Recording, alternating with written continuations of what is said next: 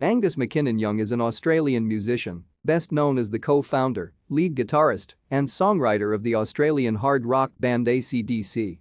He is known for his energetic performances, schoolboy-uniform stage outfits, and his own version of Chuck Berry's Duckwalk. Young was ranked 24th in Rolling Stone magazine's 100 Greatest Guitarists of All Time list.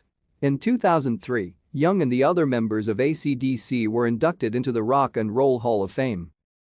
Young's father, William Young, and his family lived at 6 Scariver Road in the Cranhill district of Glasgow in Scotland. William worked first as a wheelboy in a rope works and then as a machine saw operator in an asbestos cement business. In 1940, William joined the Royal Air Force, serving in World War II as a flight engine mechanic. After the war, William worked as a yard man for a builder and then as a postman. His wife Margaret was a housewife. The Big Freeze of 1963 was the worst winter on record in Scotland, with snow 8 feet deep.